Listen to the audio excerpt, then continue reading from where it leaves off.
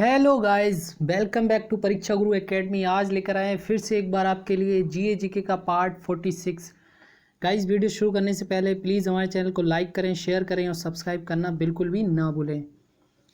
चलो गाइस, जैसा कि हमेशा की तरह पहले देखते हैं मोटिवेशन थॉट, उसके बाद देखेंगे क्वेश्चन। चलो देखते हैं मोटिवेशन थॉट किसने लिखा है। ये लिखा है आपका मिस्टर खान ने। क्या लिखा है? मैदान में हारा हुआ इंसान फिर से जीत सकता है, लेकिन मन से हारा हुआ इंसान कभी नहीं जीत सकता। देखो, एक चीज़ मैं बताऊँ आपको, अगर आप यही सोचते रहोगे कि आप मन से हार जाते हो, तो फिर आप आप आज के टाइम में आप फिर क्या सोच रहे हो? गलत सोच रहे हो। आज के टाइम में क्या है, मन से नहीं हारना है, किसी भी चीज़ से नहीं हारना है। बस आपको क्या करना है? प्रिपेयर रहना। हमेशा माइंड में एक चीज़ रखो कि हाँ, मैं रेडी। क्या? I am ready. चलो देखते हैं गाइस, शुरू करते हैं फटाफट। क्वेश्चन नंबर फर्स्ट क्या बोलता है? तो क्या बोलता है पहला क्वेश्चन? रेल यात्री बीमा योजना कब से शुरू किया गया? 1853, 1884, 1959 या 1994? रेल यात्री बीमा योजना मतलब रेल में जैसे दुर्घटना वगैरह हो जाए उसके लिए बीमा होता था। शुरुआत हुई सबसे पहले। तो इसका राइट आंसर क्या हो जाएगा? ऑप्शन डी, 1994 में शुरू किया गया रेल यात्री बीमा योजना। अच्छा, पूछ लिया जाए पहली बार रेल कब चली, तो आपका 16 अप्रैल 1853 को मुंबई से ठाणे के बीच 34 किलोमीटर, लगभग 33 से 34 किलोमीटर की दूरी तय की गई। ठीक है, पहली बार रेल चलाई गई। और किसके शासनकाल में? तो याद रखना, लॉर्ड डलहौजी के शासनकाल में चलाई गई। लॉर्ड डलहौजी का शासनकाल आपका होता है ये 48 से 1856 तक। ये उस टाइम में गवर्नर जनरल होता है। इसके बाद जो है वाइसराय आ जाते हैं, लॉर्ड कैनिंग। ठीक है, जो कि भारत का पहला वाइसराय होता है। अच्छा, ये 1848 से 1856 के बीच काफ़ी चीज़ों का लॉर्ड डलहौजी विकास कराता है, जैसे कि आपका संचार व्यवस्था हो गई, डाक टिकट की शुरुआत हो गई, और आपका व्यक्तिगत सिद्धांत यानी कि हड़प नीति, डॉक्ट्राइन ऑफ लैप्स की शुरुआत भी किसके शासनकाल में होती है? लॉर्ड डलहौजी के शासनकाल में होती है। ठीक है, ठीक है गाइस, आगे समझ में? देखो, एक क्वेश्चन से हमने कितने सारे क्वेश्चन कर लिए, 8-10 क्वेश्चन हो गए। ठीक है, ऐसे ही करो आराम से। चलो देखते हैं क्वेश्चन नंबर 2 देखते हैं। महाभाष्य किसकी रचना है? शंकराचार्य, कल्हड़, पतंजलि या फिर कपिल मुनि? इसका तो आंसर बहुत आराम से दे सकते हो। तो महाभाष्य किसकी रचना है? तो ऑप्शन सी, पतंजलि की रचना है। जैसे कि कैसे याद रखोगे? जैसे कि भाष्य वगैरह बनाते हैं ना, आपने देखा है बहुत सारी आयुर्वेद में चीज़ बनाते हैं, तो भस्म उसमें होता है, मिला के कई चीज़ें बनाते हैं। तो आप समझ सकते हो पतंजलि। पतंजलि किसकी है? बाबा रामदेव की, जो कि आयुर्वेद के लिए काम करते हैं। आपको अच्छा एक चीज़ क्वेश्चन आ गया तो मैं बताऊंगा। पतंजलि ने एक वो बना दिया था, जैसे कि आपको पता है कोरोनिल करके एक मेडिसन, और इसमें ये दावा कर दिया था कि 100% जो है वो आपका कोरोना वायरस के लिए सफिशिएंट है। लेकिन जब इसके ऊपर ICMR मतलब जो Indian council research medical science है अपनी भारत की, उसने जब इस चीज़ पे रिस्ट्रिक्शन लगाया, मतलब प्रतिबंध लगाया, इस चीज़ को किया कि आप प्रूफ दो, क्योंकि जो द हिंदू का न्यूज़पेपर था उस पर ये दिया था, केवल इन्होंने 100 लोगों पे जो है वो प्रशिक्षण किया था कि 7 दिन में ठीक हो रहे हैं। लेकिन बाद में ये स्टेटमेंट जो था बाबा रामदेव ने मतलब वापस ले लिया कि हमने जो है प्रशिक्षण किया था, लेकिन हमने ये दावा नहीं किया कि 100% सही हो जाएगा। पहले ये कहा था कि 100% सही हो जाएगा, लेकिन देखो इम्यूनिटी सिस्टम अच्छा हो जाएगा, ये तो मानने का है। जैसे कि विटामिन सी, कई सारे विटामिन, बहुत सारी जड़ी बूटियाँ होती हैं, अश्वगंधा मिला हुआ होता है, तो क्या होता है इससे इम्यूनिटी सिस्टम तो अच्छा हो जाएगा, थोड़ा बहुत तो फ़र्क पड़ेगा इस दवा से। लेकिन अगर ये कहा जाए कि 100% ठीक हो जाएगा, ये चीज़ क्या हो जाती है? गलत हो जाती है।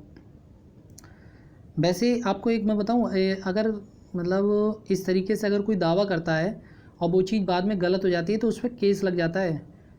मुझे उस सेक्शन याद नहीं आ रहा धारा के तहत। अभी पिछली साल किसी ने किसी चीज़ की दवा के बारे में जो बताया था ना, तो उस पर केस लग गया था। किसी दिन आएगा तो मैं बता दूंगा आपको उसकी धारा। क्वेश्चन नंबर 3 क्या बोलता है? किस लोकसभा का कार्यकाल बढ़ाया गया था? 3री, 5वीं, 7वीं या फिर 10वीं? देखो, दुनिया में मैं अभी बता रहा हूँ, कोरोना वायरस के ऊपर 3 सबसे बड़ी आपकी कंपनी चल रही है। एक अमेरिका की, UK की है, कैलिफोर्निया यूनिवर्सिटी है, एक सी करके है और एक यूके की है, यूएसए की है।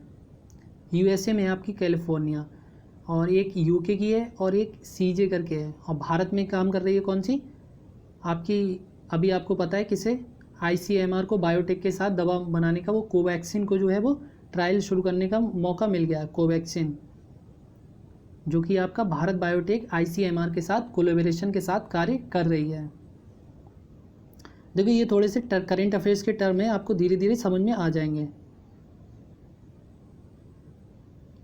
तो इसका राइट आंसर क्या हो जाएगा, ऑप्शन बी, 5वीं लोकसभा का कार्यकाल बढ़ाया गया था।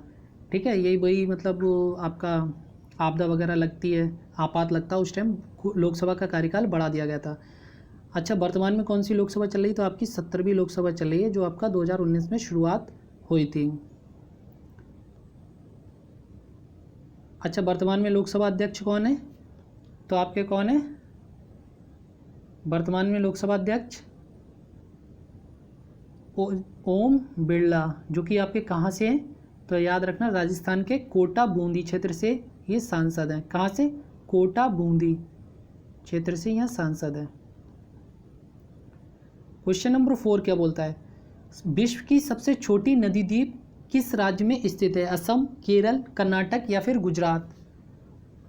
विश्व की सबसे छोटी नदी द्वीप, देखो जो नदी द्वीप होता है, रिवर आइलैंड होता है वो अलग होता है, और जो खाली द्वीप होता है, आइलैंड होता है, वो अलग होता है। ठीक है, इसमें फ़र्क होता है। मैं अभी इसके सारे क्वेश्चन क्लियर कर दूंगा, आज आपको सारी चीज़ें बता दूंगा। तो इसका राइट आंसर क्या हो जाएगा, ऑप्शन ए, असम में। ठीक है, विश्व की सबसे छोटी नदी द्वीप कौन सी है, असम में है, और किस नाम का है आपका, उमानंदा, उमानंदा।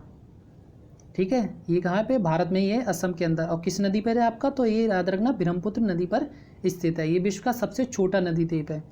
अब इससे रिलेटेड 2-3 क्वेश्चन जान लेते हैं। अगर ये पूछ लिया जाए विश्व का सबसे बड़ा नदी द्वीप कौन सा है, तो आपका माजली नदी द्वीप है। ठीक है, ये भी आपका कहाँ पर है, असम में है। असम में है, गुवाहाटी से लगभग 300 किलोमीटर की दूरी पर स्थित है। यहाँ की लगभग पॉपुलेशन होगी आपकी 1.6 लाख के आसपास यहाँ की पॉपुलेशन है। ये दुनिया का सबसे बड़ा माजली नदी द्वीप है। ठीक है, अगर पूछ लिया जाए दुनिया का सबसे बड़ा द्वीप कौन सा है, तो आपका याद रखना ग्रीनलैंड। ग्रीनलैंड जो कि आपका अटलांटिक महासागर और आर्कटिक महासागर के बीच स्थित एक द्वीप है। ये जो है पहले डेनमार्क के अंडर में आता था, बट अब ये क्या है, स्वतंत्र हो गया है। ठीक है, यहाँ पर आबादी ज़्यादा नहीं है, ऐसी होगी लगभग 60,000 के आसपास यहाँ की आबादी है। बहुत कम आबादी है, बहुत दूर दूर घर बने हुए होते हैं, और घनत्व के हिसाब से सबसे छोटा देश है, मतलब घनत्व सबसे ज़्यादा है यहाँ पर, और क्या है, आबादी बहुत कम है। मैंने बताया 60,000 है। ये अलग देश बन चुका है एक ग्रीनलैंड। और अगर पूछ लिया जाए सबसे छोटा द्वीप कौन सा है, तो आप याद रखना बिशप रॉक करके, बिशप रॉक करके, जो भी आपका अटलांटिक महासागर के अंतर्गत आता है, इंग्लैंड के पास स्थित है। बस ऐसे ही याद कर लो। सारे डाउट क्लियर हो गए गाइस, एक बार फिर से मैं बता देता हूँ, देखो बताने में कोई नहीं। सबसे बड़ा द्वीप कौन सा है, आपका ग्रीनलैंड। ठीक है, जो कि अटलांटिक महासागर और आर्कटिक महासागर के बीच स्थित है। ठीक है, आगे समझ में, जो डेनमार्क के अंडर में आता था, अब जो है वो स्वतंत्र है। लगभग 60,000 के पास आसपास इसकी आबादी है। दूसरा नंबर आपका सबसे बड़ा अगर पूछा जाए नदी द्वीप कौन सा है, तो आपका माजली नदी द्वीप, जो कि आपका ब्रह्मपुत्र नदी पर असम में स्थित है।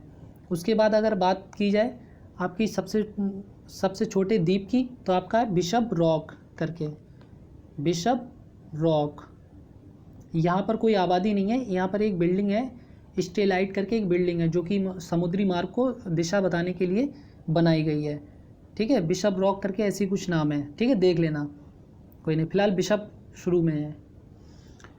और ये इंग्लैंड के अंडर में आते हैं। उसके बाद अटलांटिक महासागर में, ये भी आपका अटलांटिक महासागर। और उसके बाद सबसे छोटा नदी द्वीप कौन सा है, तो आपका उमानंदा है, जो कि आपका असम में स्थित है।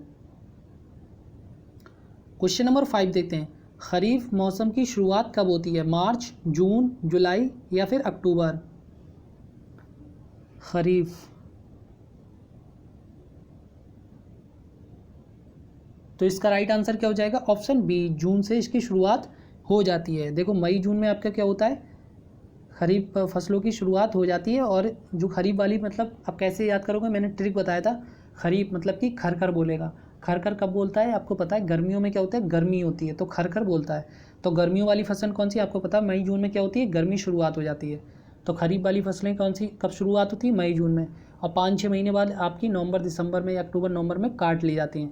उसके बाद अगर रबी की फसल की बात की जाए तो रबी की फसल आपकी अक्टूबर नवंबर में बोई जाती है, उधर मार्च अप्रैल में काट ली जाती है। ठीक है, वो रबी की फसल हो गई। वो ठंड वाली फसल है, खरीफ वाली गर्मी की फसल कही जाती है। आपकी जो खरीफ वाली फसलें होती हैं इसमें पानी की आवश्यकता ज़्यादा होती है, जाहिर सी बात है, गर्मियों में है तो पानी की आवश्यकता ज़्यादा होगी। क्वेश्चन नंबर 6 देखते हैं। अंतर्राष्ट्रीय महिला दिवस कब मनाया जाता है? 8 मार्च, 12 अप्रैल, 18 मई या फिर 22 जून?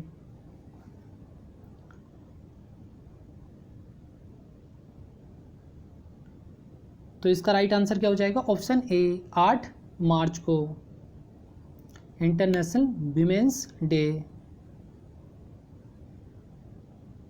देखो विमेंस डे का मतलब यही होता है कि मतलब औरतों के लिए सही सोचना, औरतों को बराबरी से दर्जा मिलना, इस टाइप से बोला जाता है।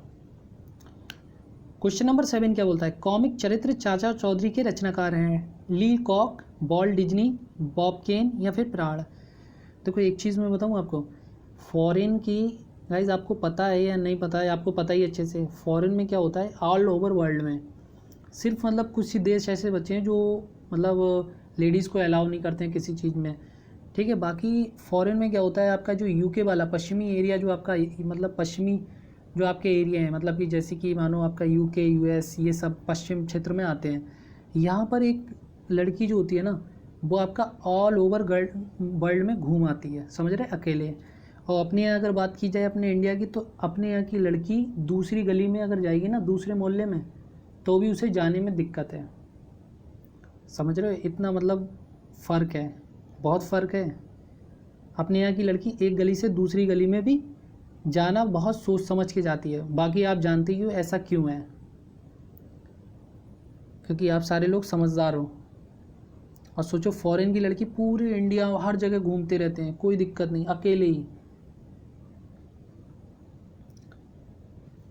तो इसका राइट आंसर क्या हो जाएगा? ऑप्शन डी पिराड़। ठीक है, कॉमिक चित्र चाचा चौधरी जो आते थे उसके रचनाकार कौन है? पिराड़। क्वेश्चन नंबर 8 देखते हैं। कॉमिक चरित्र स्पाइडरमैन के रचनाकार हैं। कॉमिक चरित्र का मतलब समझ रहे हो, जैसे कि कोई भी एक चित्र बना दिया उस पर फिर मूवी बन गई, कार्टून बन गए, वो आपका कॉमिक चरित्र कहलाता है। Walt Disney, Joseph Shuster, Stan Lee या फिर प्राण?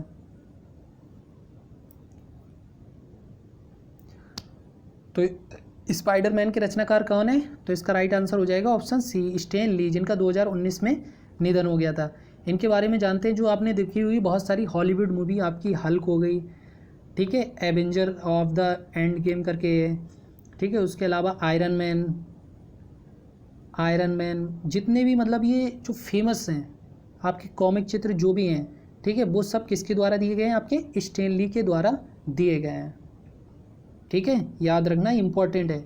आयरन मैन हो गया, हल्क हो गया, एवेंजर हो गया, और भी बहुत सारे हैं, एवेंजर एंड गेम करके आता है। ये सारे कॉमिक चित्र आपके स्टैन ली के द्वारा दिए गए हैं। क्वेश्चन नंबर 9 देखते हैं। भारत हैवी इलेक्ट्रिकल्स लिमिटेड किस राज्य में स्थित है? मध्य प्रदेश, तमिलनाडु, महाराष्ट्र या फिर Paschim Bengal? Bharat heavy electricals limited,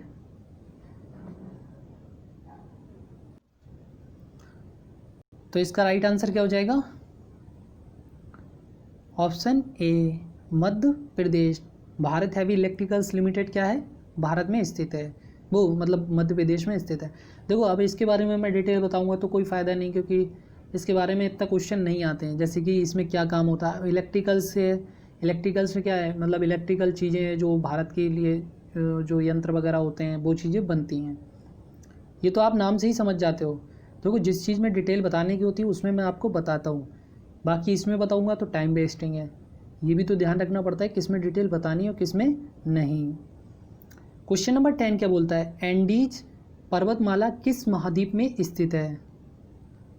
ठीक है, एंडीज एशिया, यूरोप, उत्तरी अमेरिका या फिर दक्षिणी अमेरिका? एंडीज पर्वतमाला। तो इसका राइट आंसर क्या हो जाएगा? ऑप्शन डी, दक्षिणी अमेरिका में। ये आपका एक मतलब पर्वतमाला होता है झाड़ी टाइप का, वो आपका दक्षिणी अमेरिका महाद्वीप में स्थित है। ठीक है, एंडीज कैसे याद रखोगे? अब याद रखना, मैं बता दे रहा हूँ। एंडीज मतलब इसमें डा आ गया और इसमें भी दक्षिण में भी डा आ गया।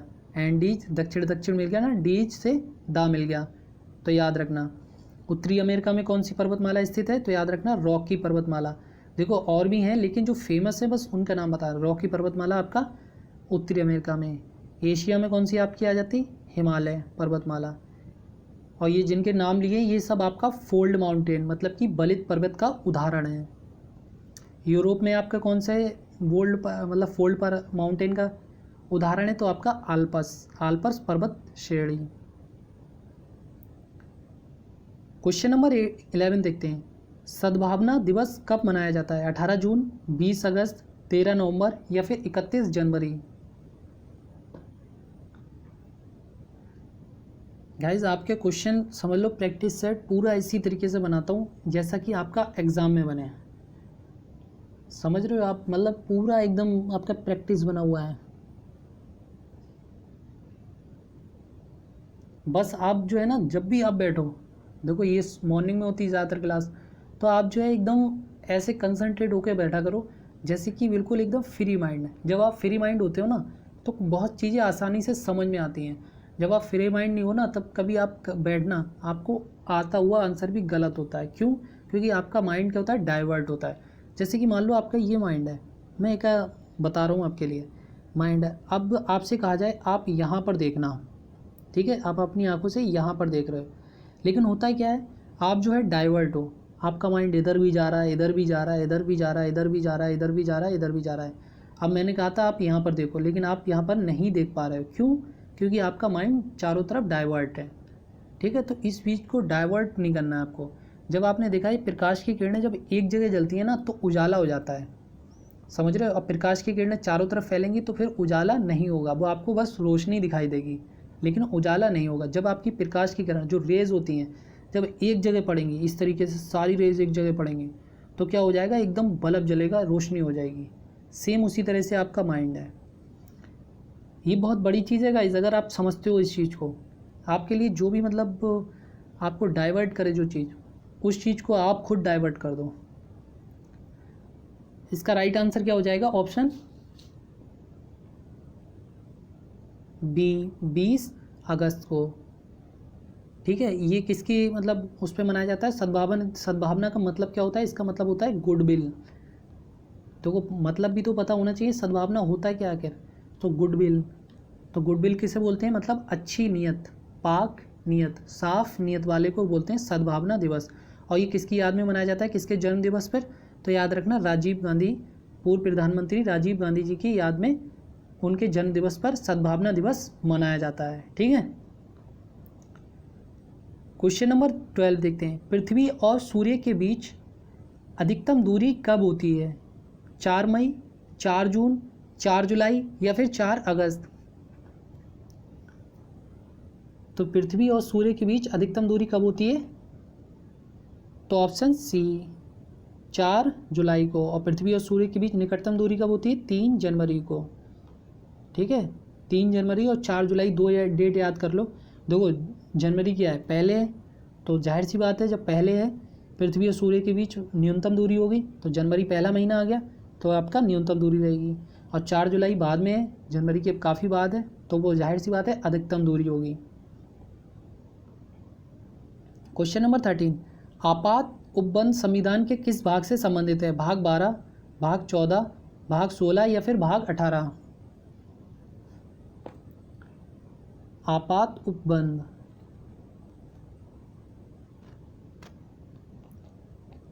तो इसका राइट आंसर क्या हो जाएगा? ऑप्शन डी, भाग 18, जो कि आपका आपात उपबंध से संबंधित है, जो 352 से 360 होता है, इमरजेंसी होती है ना। ठीक है, यह आर्टिकल मैंने बता दिया आपको, 352 से 360, बाकी आपको पता ही है। 352 होता है स्टेट, 352 होता है नेशनल, 356 होता है स्टेट और 360 होता है फाइनेंशियल इमरजेंसी। ठीक है, और जो आपका ये भाग 16 है ये आपका किस में आता है? भाग 16 आता है आप मतलब कुछ वर्गों के लिए जो होते हैं ना, कुछ मिनोरिटी जो होते हैं उनके लिए विशेष उपबंध होता है। ठीक है, जैसे कि आपको उन्हें पता ही है कि बहुत सारी सुविधाएं दी जाती हैं। मेघालय, मिजोरम, इनके पास कुछ ऐसे वर्ग होते हैं ट्राइब्यूट टाइप के, मतलब शेड्यूल्ड टाइप के, जिन्हें जो है गवर्नमेंट को देख रेख ज़्यादा करनी होती है। ठीक है, तो ये किस आर्टिकल के अंदर में आते हैं, तो आपका 330 से लेकर 342 तक। ठीक है, 330 से 342 तक। क्वेश्चन नंबर 14 देखते हैं। इंटरनेट का सबसे पहले प्रयोग किस देश में हुआ था? चीन, अमेरिका, रूस या फिर जापान?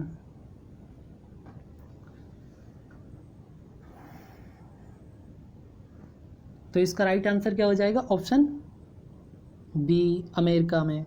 देखो, अगर बात की जाए सबसे पहले इंटरनेट के लिए सैटेलाइट किसने बना दिया था, तो आप याद रखना रूस ने। स्तूपनिक करके जो आपने सुना है ना, स्तूपनिक, वो सबसे पहले रूस ने बना दिया था। लेकिन सबसे पहले जो प्रयोग किया था वो आपका अमेरिका ने किया था, क्योंकि इसी बीच जो हुआ था वो अमेरिका और रूस में लड़ाई भी चल रही थी। तो उसी टाइम डिफेंस सिस्टम को सुधारने के लिए इंटरनेट का उपयोग हुआ था। ठीक है, ये याद रखना इम्पोर्टेंट है। और जैसे इसकी शुरुआत तो बहुत पहले हुई थी, बहुत पहले, मतलब सिस्टम को जोड़ने का नहीं था।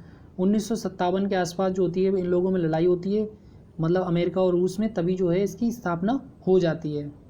हालांकि एग्जिट डेट नहीं है, 1960 भी आता है, 1980, बहुत सारी डेट आती हैं, लेकिन 1957 के आसपास इसकी शुरुआत हो जाती है। पहले इसे किस नाम से जाना जाता था? आरपानेट करके, याद रखना। इंटरनेट को पहले आरपानेट के हिसाब नाम से जाना जाता था, फिर आपका ये डापरा भी हुआ इसका नाम, फिर आरपा हुआ।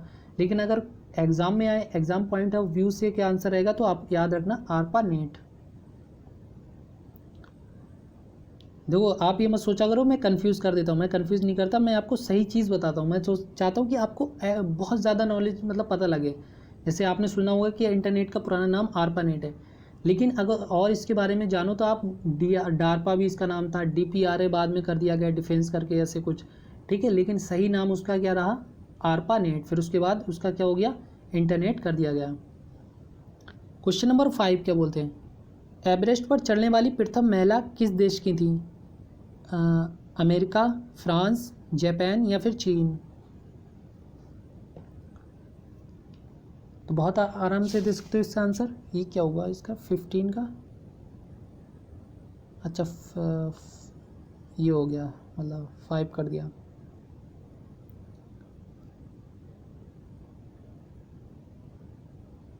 तो इसका राइट आंसर क्या हो जाएगा? ऑप्शन बी, जानको तबाई। नाम क्या था इनका? जानको तबाई। अब कैसे याद रखोगे? जानको तबाई मतलब कि जब ये पहाड़ पे एवरेस्ट पर चढ़ गई होंगी तो क्या कर दिया इन्होंने? जापान में क्या करा? तबाही मचा दी। मतलब इस तरीके से याद कर सकते हो ऐसा। अब भारत की ओर से कौन थी? तो आपका बछेंद्री पाल। और 2 बार एवरेस्ट पर चढ़ने वाली कौन सी महिला है? तो आपका संतोष यादव। क्वेश्चन नंबर 16 देखते हैं। ऑस्कर पुरस्कार किस वर्ष से प्रदान किया जाता है? 1929, 1948, 1934 या फिर 1952?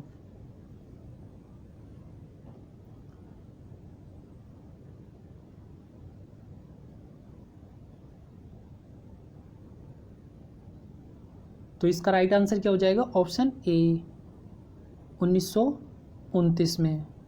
ठीक है, ऑस्कर पुरस्कार ये किसके द्वारा दिया जाता है? तो आपका ये ब्रिटिश की, मतलब वो USA की वो है मोशन पिक्चर आर्ट साइंस करके, ठीक है, कम्युनिटी, जो कि आपका जैसे कि फिल्मों के लिए प्रोड्यूसिंग का काम करती थी, उसने ऑस्कर फिल्म की शुरुआत की थी। कब? 16 मई 1929 को, 16 मई 1929 को। ठीक है, कौन कंपनी इसके लिए काम करती है? तो याद रखना motion art picture arts and science करके है। ठीक है, ऐसे याद कर लो, नाम नहीं आता लेकिन मैंने बता दिया आपको। इसके लिए जो संस्था काम करती है वही क्या करती है? पूरी 200 से ज़्यादा फिल्मों को चूज़ करती है, उसके हिसाब से उन्हें ऑस्कर पुरस्कार दिया जाता है। जैसे ऑस्कर पुरस्कार है, ब्रिटिश वालों का भी बाफ्टा पुरस्कार है।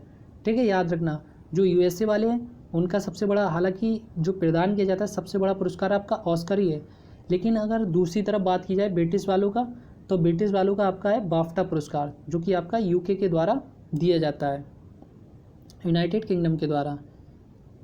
ठीक है, याद रखना।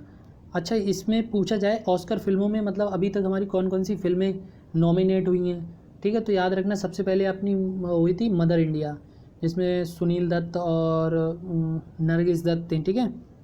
ये 1966 के आसपास ये मूवी होगी, मदर इंडिया, ब्लैक और वाइट में बनी हुई मूवी है। दूसरी आपकी हुई थी फिर सलाम बॉम्बे, 1988 में आसपास ये मूवी आई थी, ये नॉमिनेट हुई थी। तीसरी जो आपकी हुई थी वो नॉमिनेट वो हुई थी आपकी सन 2002 जने 2000 के आसपास आई थी मूवी आपकी लगान, आमिर खान साहब की, ठीक है। लगान जो मूवी आई थी ना आमिर खान की, वो 2002 या 2000 के आसपास ये मूवी आई थी। उसी टाइम ये सिलेक्ट हुई थी ऑस्कर के लिए। हालांकि इसके पूरी उम्मीद थी इस मूवी के लिए कि पक्का इसे ऑस्कर पुरस्कार मिलेगा, लेकिन इसे ऑस्कर पुरस्कार नहीं मिला। अच्छा, ये भी होता है कि मतलब जैसे कि अंग्रेज़ों के द्वारा स्टार्ट किया हुआ, तो फिर अंग्रेज़ जाहिर सी बात है वो अपने लोगों को ज़्यादा देंगे, फॉरेन लोगों को कम देंगे, कोई भी चीज़ हो। इसके बाद अभी 2019 में अगर बात की जाए तो आपका गली बॉय गई थी, उससे पहले आपकी न्यूटन गई थी, लेकिन वो नॉमिनेट ही नहीं हुई। वैसे गली बॉय के लिए काफ़ी चर्चा हुई थी कि गली बॉय को ऑस्कर पुरस्कार मिल सकता है, जो रणवीर सिंह की थी, लेकिन वो भी क्या हो गई आपकी, ठंडे बस्ते में चली गई। क्वेश्चन नंबर 17 क्या बोलता है, भारत की डाक टिकट की शुरुआत किसने की? Lord Curzon, Lord Canning, Lord Dalhousie या फिर लॉर्ड रिपन? मैंने अभी बताया भी था। तो इसका राइट आंसर क्या हो जाएगा, ऑप्शन, तो इसका राइट आंसर हो जाएगा ऑप्शन सी, लॉर्ड डलहौजी के शासनकाल में शुरुआत हुई। लॉर्ड डलहौजी के शासनकाल में कौन कौन सी चीज़ शुरुआत हुई? आपका संचार व्यवस्था, ठीक है, डाक टिकट की शुरुआत भी इन्हीं के शासनकाल में हुई। उसके अलावा आपका रेलवे का भी विकास हुआ। हड़प नीति के तहत आपको पता ही है, डॉक्ट्राइन ऑफ लैप्स, अभी मैंने ऊपर भी बताया है, ठीक है। हड़प नीति के तहत सबसे पहले कौन सा राज्य मिलाया गया? तो आपका सतारा मिलाया गया था, जो कि आपका महाराष्ट्र में था, ठीक है। हड़प नीति थी क्या, मतलब हड़प नीति ये थी कोई भी राज्य जो है वो अपने अंडर कर लेना, कागजी कार्रवाई से अपने अंडर में कर लेना। फिर जो है जाहिर सी बात है, जब अपने अंडर में कर लेंगे तो अपने हिसाब से कार्य कराएंगे, जैसे चाहे वैसे चलाएं राज्य को। क्वेश्चन नंबर 18, भारत संपूर्ण प्रभुत्व संपन्न गणतंत्र कब बना? ये थोड़ा सा गड़बड़ हो गया, ठीक है। ये नवंबर है, ये भी आपका नवंबर है, इतना तो समझ ही लोगे गाइस। तो कब बना? 26 नवंबर 1910, 15 अगस्त 1947, 26 नवंबर 1949 या 26 जनवरी 1950? तो इसका राइट आंसर क्या हो जाएगा, ऑप्शन डी, 26 जनवरी 1950 को भारत जो था संपूर्ण प्रभुत्व संपन्न बना, मतलब कि अपने आप शक्तिशाली, अपने आप स्वयं से शासन चलाने वाला, ठीक है। आगे समझ में, प्रभुत्व संपन्न का मतलब होता है स्वयं से शासन चलाने वाला। तो 26 जनवरी 1950 से आपको पता ही है भारत में पूर्णतः संविधान लागू हो गया था। क्वेश्चन नंबर 19 देखते हैं। अच्छा, पहले शुरू में जब आप ये मतलब प्रैक्टिस सेट देखते होगे प्रैक्टिस, तो फिर मतलब आपका दिमाग क्या होगा, घूम जाता होगा कि एक क्वेश्चन पॉलिटी से आया, तुरंत हिस्ट्री से आ गया, तुरंत ज्योग्राफी से आ गया। लेकिन उससे क्या है, आपके माइंड में एक सोच डेवलप हो रही है। आप जो है ना, जो करना चाह रहे हो एक्चुअल में, आपके मतलब कंपटीशन क्या होता है आपको पता है। जब आपका पेपर कैसे आता है, एक क्वेश्चन रीजनिंग का आया तो दूसरा मैथ का, तीसरा रीजनिंग का, चौथा इंग्लिश का, मतलब मिक्स करके आता है, ताकि आप ज़्यादा कंफ्यूज हो। पहले पेपर अलग अलग आता था, लेकिन अब एक सा आने लगा है, मतलब सब मिक्सिंग क्वेश्चन। तो प्लासी के युद्ध में सिराजुद्दौला किससे हारा था? तो इसका राइट आंसर क्या हो जाएगा, ऑप्शन ए, लॉर्ड क्लाइव से, ठीक है। कब हुआ था ये? 1757 में हुआ था आपका बंगाल में, जिसमें नवाब सिराजुद्दौला की क्या होती है, हार होती है। किस वजह से हार होती है? क्योंकि इनका सेनापति मीर जाफ़र के मिल जाने के कारण इनकी हार होती है। क्वेश्चन नंबर 20 देखते हैं। मुगल साम्राज्य की राजधानी आगरा से दिल्ली किसने स्थानांतरित किया था, मतलब कि ट्रांसफ़र किया था?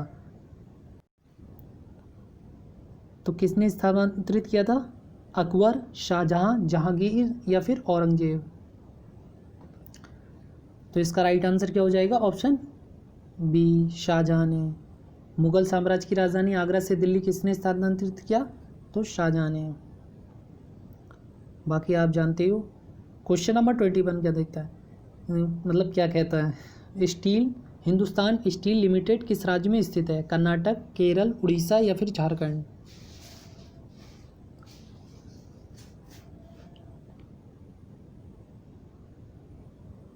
तो इसका राइट आंसर क्या हो जाएगा? ऑप्शन सी, उड़ीसा में।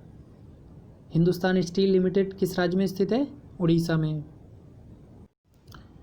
और उड़ीसा की बात आ गई तो उड़ीसा के सीएम कौन है? तो आपका नवीन पटनायक।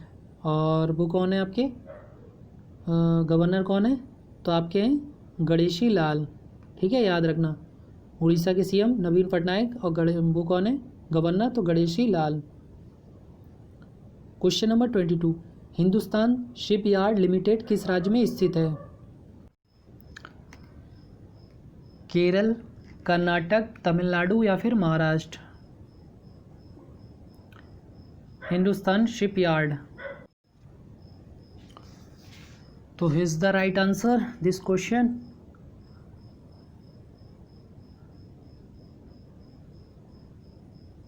तो इसका राइट आंसर क्या हो जाएगा? ऑप्शन ए, केरल। शिपयार्ड मतलब जो शिप से रिलेटेड जितने भी कार्य होते हैं, ठीक है, जितने भी यंत्र व्यंत्र जो भी चीज़ें बनाई जाती हैं शिप की, वो आपका केरल के बनाई जाती है, क्योंकि केरल जो है ना तट है समुद्री क्षेत्र का, इस वजह से। क्वेश्चन नंबर 23 देखते हैं। टार्जन कॉमिक चरित्र के रचनाकार कौन है? Edgar rice borrows, Walt Disney, Stanley या फिर ली फॉक?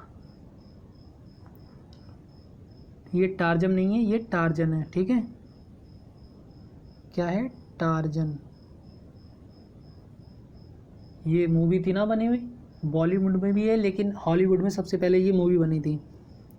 तो इसका राइट आंसर क्या हो जाएगा? ऑप्शन ए, एडगर राइस बारोज, जो कि टार्जन कॉमिक चरित्र के क्या हैं? रचनाकार हैं। ठीक है, भारत में भी ये मूवी बनी हुई है टार्जन करके। Question number 24, Hindustan machine tools निगम भारत के किस राज्य में स्थित है? केरल, कर्नाटक, महाराष्ट्र या फिर मध्य प्रदेश? हिंदुस्तान मशीन टूल्स निगम लिमिटेड। तो इसका राइट आंसर क्या हो जाएगा? ऑप्शन बी, कर्नाटक राज्य में। क्वेश्चन नंबर 25, हिंदुस्तान एयरक्राफ्ट संस्थान किस राज्य में स्थित है? झारखंड, उड़ीसा, केरल या फिर कर्नाटक?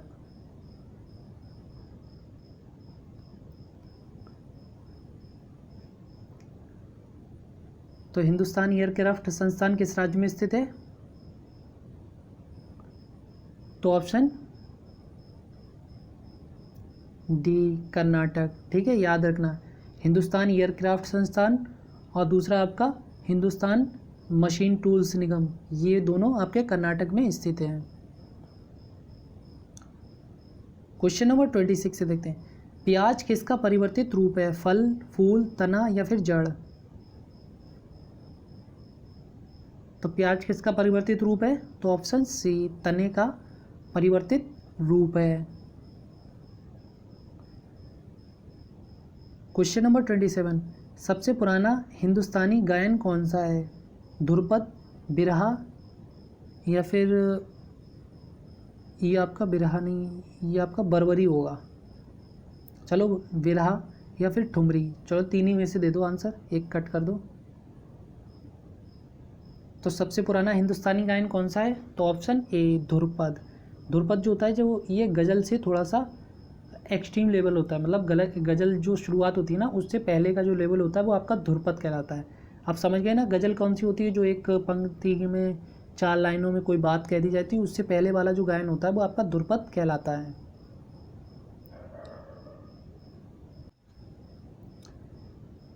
चलो देखते हैं आगे क्वेश्चन नंबर 28 क्या बोलता है। स्वतंत्रता सेनानी खुदीराम बोस को फांसी किस वर्ष दी गई? 1905, 1911, 1908 या 1983?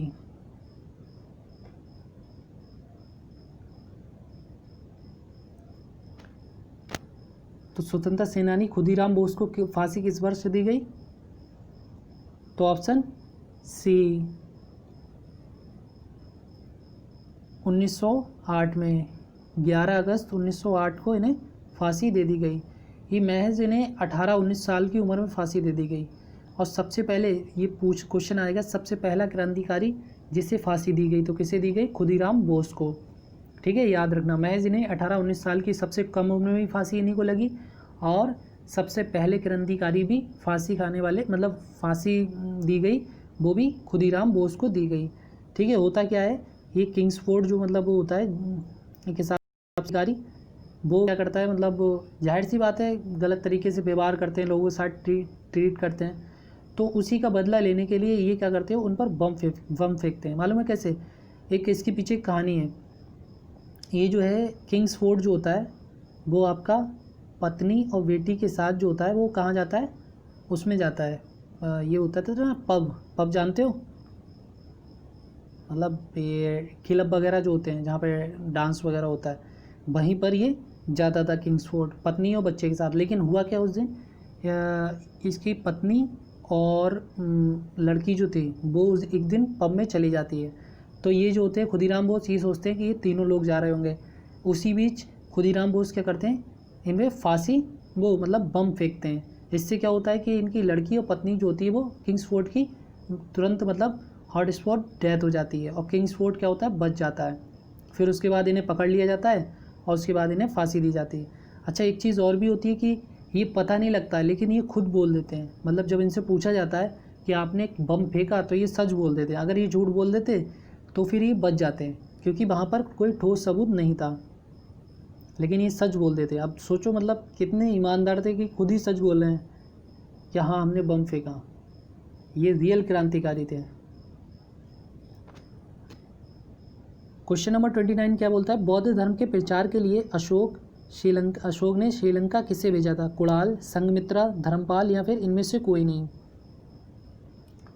बहुत बार रिपीटेड क्वेश्चन है ये। तो बौद्ध धर्म के प्रचार के लिए अशोक ने श्रीलंका किसे भेजा? तो ऑप्शन बी, संघमित्रा को भेजा था।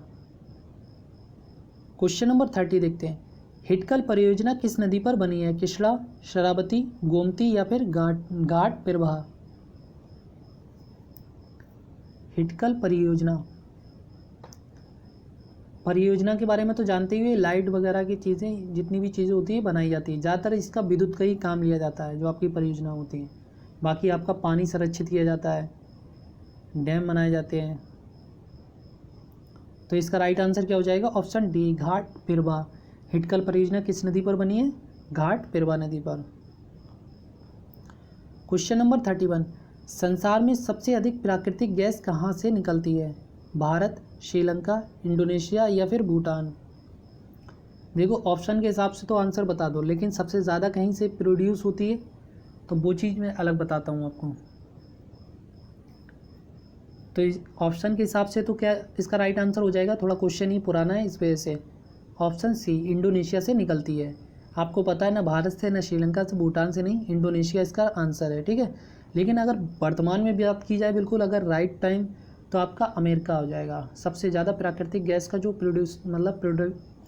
उत्पादन करता है वो आपका अमेरिका करता है। उसके बाद आपका रूस। देखो रूस और अमेरिका टॉप पे रहते हैं, कभी रूस भी आगे निकल जाता है, कभी अमेरिका में, लेकिन वर्तमान में आपका अमेरिका आगे है प्राकृतिक गैस उत्पादन में। क्वेश्चन नंबर 32 देखते हैं, सुरक्षा परिषद का पहला अधिवेशन कब हुआ था? 1942, 1946, 1951 या फिर 1956? तो सुरक्षा परिषद जानते हो आपका क्या होता है, जो आपके किसके अंडर में आता है? यूनाइटेड नेशन के 6 अंग में से एक अंग आपका सुरक्षा परिषद का भी आता है। इसमें 193 लगभग देश इसके मेंबर हैं। मेंबर चीज़ अलग है, लेकिन अगर इसकी बात की जाए जो मतलब जुड़े हुए तो बहुत नहीं उसके हैं, यूनाइटेड नेशन के 193। अगर इसके मेंबर की बात की जाए तो आपके 10 इसके क्या हैं, नॉन परमानेंट है, और 5 इसके क्या है, परमानेंट है। ठीक है, जिसमें भारत भी क्या है, इसका सदस्य है, रहा था नॉन परमानेंट में। इसे 2-2 साल के लिए रखा जाता है। ठीक है, भारत कभी भी परमानेंट सदस्य नहीं बना है। तो परमानेंट सदस्य आपके कौन कौन से होते हैं सुरक्षा परिषद में? आपका फ्रांस हो गया, और इंग्लैंड हो गया, तो कौन कौन है इसके मतलब सुरक्षा परिषद में जो आपके 5 परमानेंट सदस्य हैं?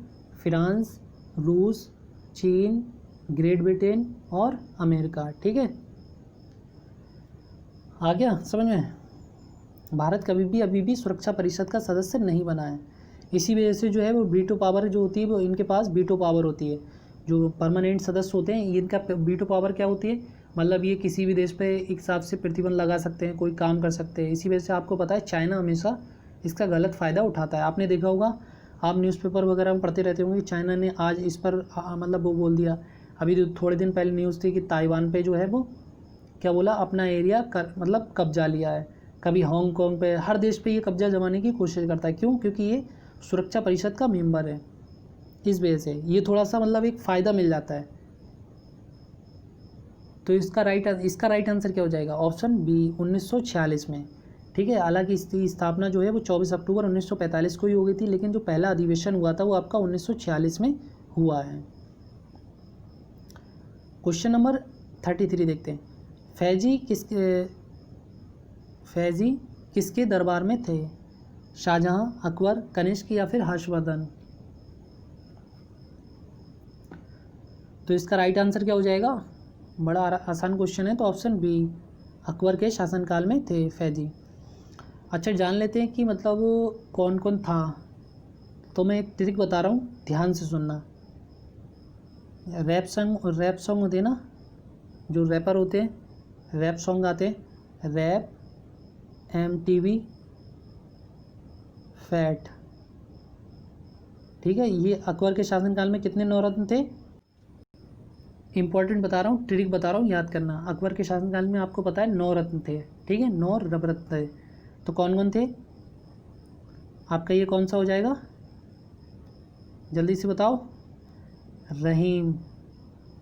ठीक है, अब्दुल रहीम खान गाना होते हैं, तो रहीम। ये अजीउद्दीन करके कौन थे? अजीउद्दीन। फिर ये पी से किसका आ गया नाम? जल्दी से फटाफट। ठीक है, कैसे याद करोगे? Rap, MTV, fat. जो अकबर के शासनकाल में 9 रत्न थे, कैसे याद करो? Rap, MTV, fat. राजा से क्या हो गया? आर से क्या हो गया? रहीम, अब्दुल रहीम खान का नाम। ए से क्या हो गया? अब्दुल्ला अजीउद्दीन करके नाम था, तो अजीउद्दीन ए से। पी से क्या हो गया आपका? प्याजा, मुल्ला दो प्याजा। एम से क्या आ गया आपका? मानसिंह, राजा मानसिंह। टी से क्या हो गया आपका? टोडरमल। बी से क्या हो गया आपका? बीरबल। एफ से क्या हो गया आपका? फैजी। और ए से क्या हो गया आपका? अबुल फजल। और टी से क्या हो गया आपका? तानसेन। ठीक है, आगे समझ में गाइज? ऐसे ही आपको याद करना है। देखो, मैंने और भी ट्रिक बता सकता हूँ, लेकिन मैंने सोचा ये एक आसान हो जाएगा। Rap, MTV, fat. कैसे याद करोगे? रैप सॉन्ग आते हैं, किस पर आते हैं? MTV एक चैनल आता है ना, उस पर आते हैं। और फैट, ठीक है, रैप, MTV, फैट। अब याद करना है, रहीम, अजीउद्दीन, प्याजा मतलब कि मुल्ला दो प्याजा, और आपका MTV का मतलब मानसिंह, टोडरमल, बीरबल, और फैजी, अबुल फजल और तानसेन। अब देखो, अगर एक बार आपने 1-2 बार लिख के देख लिया ना, तो आप कभी भी भूलोगे नहीं, और हमेशा क्वेश्चन कभी ना कभी बन ही जाते हैं। क्वेश्चन नंबर 34 क्या बोलता है? राष्ट्रपति पद की पहली महिला उम्मीदवार कौन थी? श्रीमती मनोहर होलकर, श्रीमती प्रतिभा पाटिल सिंह, मेहर मूसा या डॉक्टर अमृता पटेल?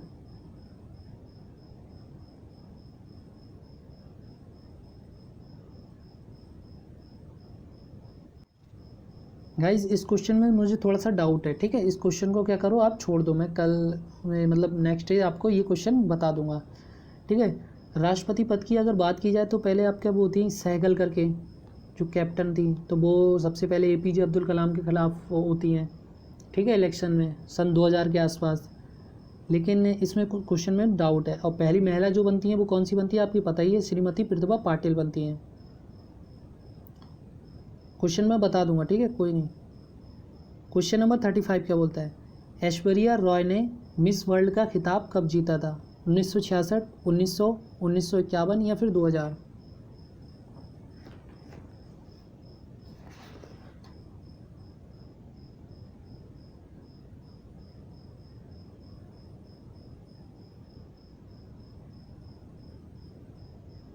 तो इसमें आंसर नहीं दिया है, मैं बता देता हूँ आपको। तो इसका राइट आंसर हो जाएगा ऑप्शन ए लगा लो, 1994 में।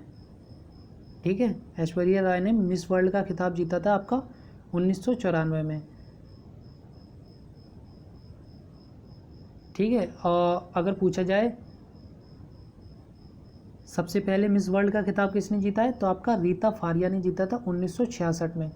याद रखना, रीता फारिया ने, जो कि आपका एक विज्ञान चिकित्सक भी थी, डॉक्टर भी थी और मॉडल भी थी, रीता फारिया।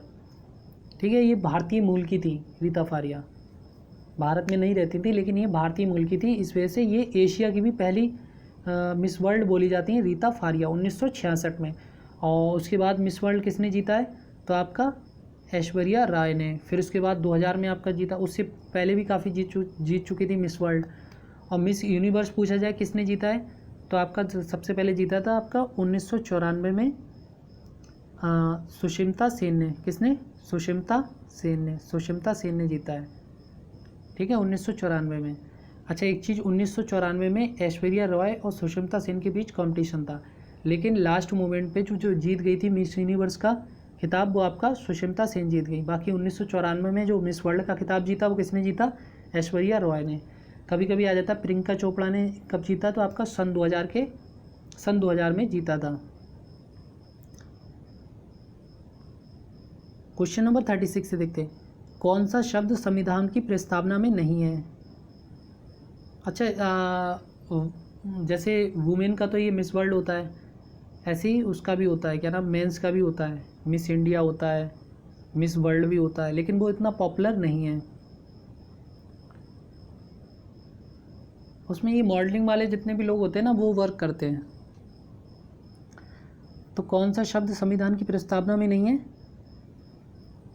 तो ऑप्शन डी, लोक कल्याण जो है वो आपकी संविधान की प्रस्तावना में नहीं है, मतलब कि प्रेमबल।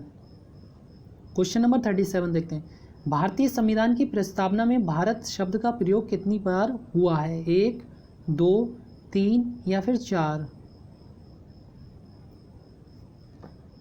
तो भारत शब्द का प्रयोग कितनी बार हुआ है, तो ऑप्शन बी, जो आपकी प्रेम्बल है, प्रस्तावना है, उसमें भारत शब्द का प्रयोग 2 बार हुआ है। याद रखना, इंपॉर्टेंट क्वेश्चन है, इसका स्क्रीनशॉट ले सकते हो। अगर लैपटॉप वगैरह में पढ़ते हो कोई दिक्कत नहीं, आप उसे मतलब नोट कर लोगे तो ज़्यादा बेहतर है, क्योंकि स्क्रीनशॉट क्या होता है, कभी कभी याद रहता है, फिर कब तक लेते हो, फिर निकल जाता है कभी ना कभी। अब नोट कर लोगे, हमेशा के लिए कॉपी में रहेगा। क्वेश्चन नंबर 38 देखते हैं, आंसू गैस का रासायनिक नाम क्या है, एसीटोफिनोन, बेंजीफिनोन, ए ब्रोमो एसीटोफिनोन या फिर ए क्लोरो एसीटोफिनोन। इसका बताओ, बहुत अच्छा क्वेश्चन नहीं है, इसके बारे में थोड़ी सी मैं एक्स्ट्रा जानकारी भी आपको दे दूंगा।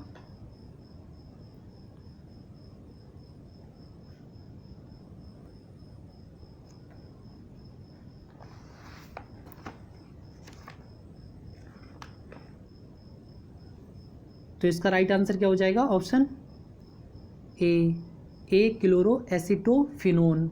इसे और किस नाम से जाना जाता है, इसे आपका क्लोरोपीक्रिन के नाम से भी जाना जाता है,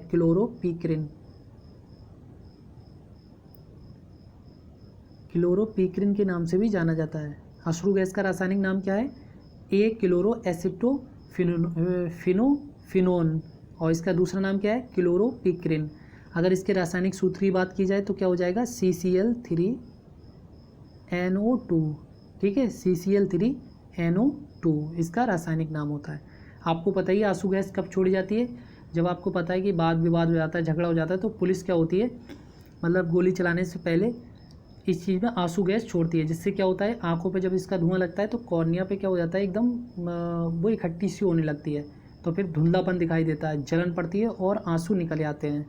ठीक है, इसी वजह से आंसू गैस नाम दिया जाता है।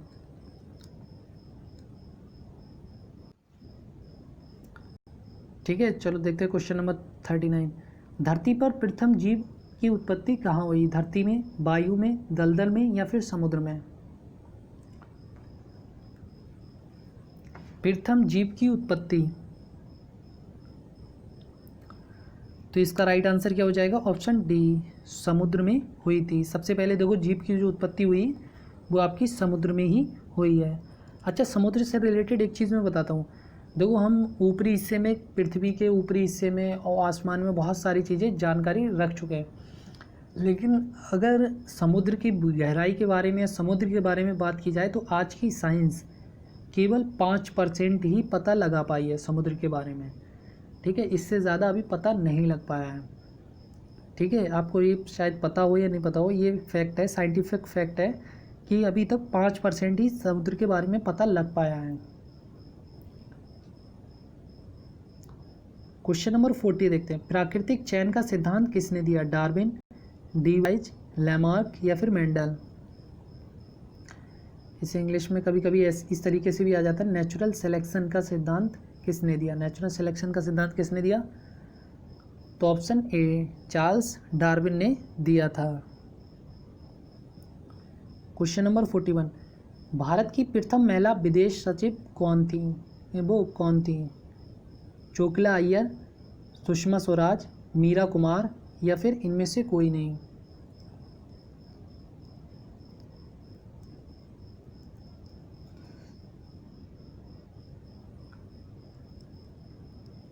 तो भारत की प्रथम महिला विदेश सचिव, तो इसका राइट आंसर क्या हो जाएगा? ऑप्शन ए, चोकला अय्यर। ये आपका 1966 के आसपास भारत की पहली महिला विदेश सचिव थी। क्वेश्चन नंबर 42 देते हैं।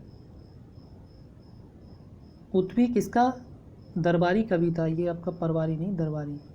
अकबर, शाहजहां, चंद्रगुप्त मौर्य या फिर महमूद गजनवी?